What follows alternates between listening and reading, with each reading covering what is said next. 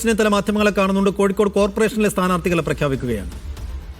അന്ന് അവരെ മത്സരിപ്പിക്കാൻ തീരുമാനിക്കുകയും 34 സീറ്റുകൾ അന്ന് 56 സീറ്റുകൾ ഉള്ളതിന് 34 സീറ്റുകൾ പിടിച്ചെടുക്കുകയും ചെയ്തു. പക്ഷേ മറ്റ് ചില പ്രദേശങ്ങൾ കൂടി കൂട്ടിച്ചേർത്ത് എണ്ണം വർദ്ധിപ്പിച്ചതുകൊണ്ടാണ് അന്ന് കോർപ്പറേഷൻ പിടിക്കാൻ കഴിയാതെ പോയത്.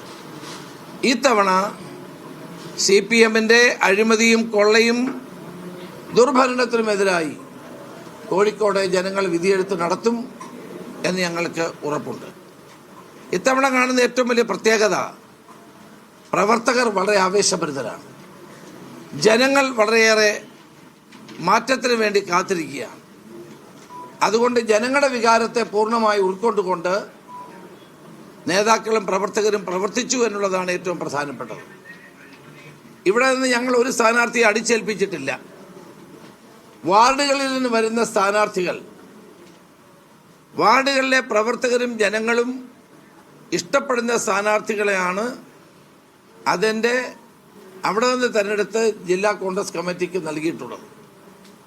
അതിന് ഒരു വ്യത്യാസവും വരുത്താതെയാണ്. എന്നാൽ മറ്റ് ഘടകങ്ങൾ കൂടി പരിശോധിച്ചിട്ടാണ് ഈ സ്ഥാനാർത്ഥി പട്ടികയിൽ 22 പേരെ ഇപ്പോൾ പ്രഖ്യാപിക്കുന്നത്.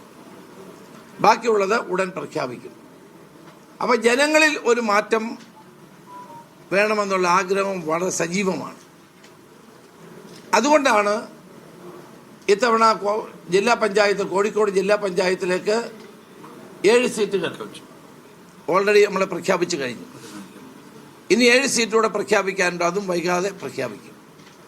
ഗ്രാമതലങ്ങളിൽ പഞ്ചായത്തുകളിൽ മുനിസിപ്പാലിറ്റികളിലൊക്കെ വളരെ വേഗതയിൽ സ്ഥാനാർത്ഥി നിർണയം നടന്നുകൊണ്ടിരിക്കുകയാണ്. ഏതാനും ദിവസങ്ങൾക്കുള്ളിൽ കോഴിക്കോട് കോർപ്പറേഷനിലേക്കുള്ള കോൺഗ്രസ് സ്ഥാനാർത്ഥികളെ പ്രഖ്യാപിക്കുകയാണ്. മുതിർന്ന നേതാവ് രമേശ് ചെന്നിത്തല ആകെയുള്ള 49 സീറ്റുകളിൽ 22 സ്ഥാനാർത്ഥികളെയാണ് ഇപ്പോൾ രമേശ് ചെന്നിത്തല പ്രഖ്യാപിച്ചിരിക്കുന്നത്.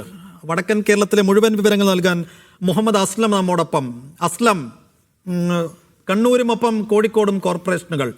കഴിഞ്ഞ കുറി ആകെ UDF ആശ്വാസമായിരുന്ന കണ്ണൂർ കോർപ്പറേഷൻ ഇക്കുറി പിടിച്ചെടുക്കാനുള്ള എല്ലാ ശ്രമങ്ങളും LDF നടത്തുന്നുണ്ട്. അത് നിലനിർത്താൻ എത്ര കണ്ട് സാധിക്കുന്ന ഒന്നാണ് UDF സംബന്ധിച്ചിടത്തോളം. ഒപ്പം കോഴിക്കോട് കോർപ്പറേഷനിൽ ഒരു വലിയ തിരിച്ചുവരവ് എത്രത്തോളം സാധ്യമാണ് UDF സംബന്ധിച്ച്? പാലക്കാടും വയനാടും കോഴിക്കോടും മലപ്പുറവും അടങ്ങുന്ന ജില്ലകളിൽ ബാക്കിയുള്ള ഇടങ്ങളിൽ പഞ്ചായത്തിലും നഗരസഭകളിലും നമുക്ക് എന്താണ് അവസ്ഥ? സൈഫുദ്ദീൻ, പാലക്കാട് മുതൽ കാസർഗോഡ് വരെയുള്ള 6 ജില്ലകളിൽ 4 ജില്ലകളിലെ ജില്ലാ പഞ്ചായത്ത് ഭരണം എന്ന് പറയുന്നത് ഇപ്പോൾ LDF അടുത്താണ്. അത് കോഴിക്കോട്, കണ്ണൂർ, പാലക്കാട്, അതോടൊപ്പം തന്നെ കാസർഗോഡ്. മലപ്പുറം, വയനാട് മാത്രമാണ് ജില്ലാ പഞ്ചായത്ത് ഭരണം. അതോടൊപ്പം തന്നെ ജില്ലകളിൽ ഏറ്റവും കൂടുതൽ പഞ്ചായത്തുകൾ എന്ന കാര്യവും UDF ഇതിന് ഒരു മാറ്റം വരുത്തുകയാണ് UDF ആലോചിക്കുന്നത്. അതായത് നിലവിലെ അവസ്ഥയിൽ നിന്നും മലപ്പുറം നിലനിർത്തും എന്ന കാര്യത്തിൽ ഒരു സംശയമില്ല. അതിൻ്റെ എണ്ണം വർദ്ധിക്കാനുള്ള സാധ്യതയുണ്ട്. അതേസമയം വയനാടിൽ നിലവിലെ അവസ്ഥ ഒരു ഹാങ് ആണ്. 8 കിട്ടുന്ന അവസ്ഥയിൽ നിന്ന് മാറി കംഫർട്ടബിളായ ഒരു ജില്ലാ പഞ്ചായത്താക്കി മാറ്റുക. അതേസമയം തന്നെ കാസർഗോഡ് 2 സീറ്റുകളുടെ മാത്രം ബലത്തിൽ ഭരണം നഷ്ടപ്പെട്ട കാസർഗോഡ് തിരിച്ചുപിടിക്കുക എന്നുള്ളതാണ് UDF ക്യാമ്പ് ലക്ഷ്യം വെക്കുന്നത്. അതേസമയം LDF സംബന്ധിച്ചോളം നിലവിലെ 4 അത് കോഴിക്കോടാണെങ്കിലും പാലക്കാടാണെങ്കിലും കണ്ണൂരാണെങ്കിലും ഈ 3 ജില്ലകളിലും വളരെ വലിയ വ്യത്യാസം ഉള്ളതുകൊണ്ട് അത് നഷ്ടപ്പെടുന്നവർക്കൊരു പേടിയും അവർക്കില്ല. അതേസമയം കാസർഗോഡ് ഇത്തവണ നിലനിർത്തണമെന്ന് ആഗ്രഹിക്കുന്നു. മാത്രമല്ല വയനാട് കഴിഞ്ഞ തവണ നറുക്കെടുപ്പിലൂടെയാണ് നഷ്ടപ്പെട്ടത്. അത് തിരിച്ചു പിടിക്കണമെന്ന് ആഗ്രഹിക്കുന്നു. ആർത്ത് മലപ്പുറം ഒഴികെ ബാക്കി 5 ജില്ലകളിലും ജില്ലാ ഭരണം നേടാനുള്ള ഒരു തീവ്ര പരിശ്രമത്തിലാണ് CPM ഉള്ളത്. കോർപ്പറേഷൻ എടുക്കുകയാണെങ്കിൽ 2 കോർപ്പറേഷൻ ഉള്ളത്. ഒന്ന് കോഴിക്കോട്, അത് LDF ഇപ്പോൾ തന്നെ 3-2 ഭൂരിപക്ഷമുണ്ട്.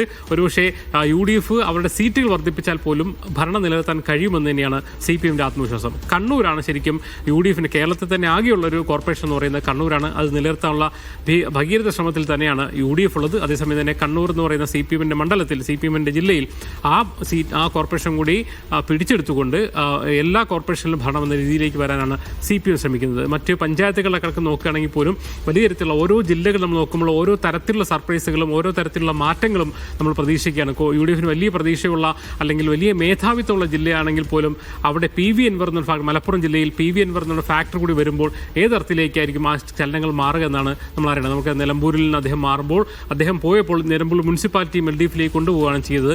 തിരിച്ചു വരുമ്പോൾ ആ നിലമ്പൂർ മുനിസിപ്പാലിറ്റിയും അവിടുത്തെ മറ്റേ പഞ്ചായത്തുകൾ കൂടി കൂടി പോത്തുകൽ ഉൾപ്പെടെയുള്ള മറ്റ് പഞ്ചായത്തുകൾ കൂടി UDF-ലേക്ക് എത്തിക്കാൻ PV അൻവർ ഫാക്ടറിന് കഴിയുമോ എന്ന ചോദ്യം അവിടെ നിൽക്കുന്നു. അതോടൊപ്പം തന്നെ പാലക്കാട് പോകുമ്പോൾ നഗരസഭ BJP-യിൽ വലിയ തോതിൽ ആഭ്യന്തരമായ പ്രശ്നങ്ങൾ നിലനിൽക്കുമ്പോൾ പോലും ആ നഗരസഭ പിടിച്ചു നിർത്താൻ BJP കഴിയുമോ എന്ന ചോദ്യമുണ്ട്. അതോടൊപ്പം തന്നെ ആ വിഭാഗീയത മുൻനിർത്തിക്കൊണ്ടും പിന്നെ രാഹുൽ മാങ്കൂട്ടത്തിലും ഷാഫി പറമ്പിൽ ഉൾപ്പെടെയുള്ള സാന്നിധ്യം മുൻനിർത്തിക്കൊണ്ട് അവിടെ ഒരു ഭരണത്തിലേക്ക് വരാൻ UDF-ന് കഴിയുമോ എന്നൊരു ചോദ്യം കിടക്കുന്നുണ്ട്. പാലക്കാടേക്ക് തന്നെ പട്ടാമ്പി എന്ന് പറയുന്ന മുനിസിപ്പാലിറ്റി V4 പട്ടാമ്പി എന്ന് പറയുന്ന ഒരു കോൺഗ്രസ് നിന്ന് പോയവരുടെ കൂട്ടായ്മയിലൂടെ പിന്തുണയോടെ LDF ഭരണം പിടിച്ച സ്ഥലമാണ് പട്ടാമ്പി. അവിടെ ആ V4 പട്ടാമ്പി തിരിച്ച് UDF കോൺഗ്രസിലേക്ക് മടങ്ങി വന്ന സാഹചര്യത്തിൽ അവിടുത്തെ ഭരണം UDF-ന് കിട്ടുമോ എന്ന ചോദ്യം, കൊഴിഞ്ഞാമ്പാറയിലെ വിമതരുടെ ഉൾപ്പെടെയുള്ള പ്രശ്നങ്ങളൊക്കെ തന്നെയും പാലക്കാട് പിന്നെ ഉത്തരം കിട്ടേണ്ട ചോദ്യങ്ങളായി തന്നെ നിൽക്കുന്നുണ്ട്. കോഴിക്കോട് വരുമ്പോൾ നഗരസഭയുടെ കാര്യം പറഞ്ഞു.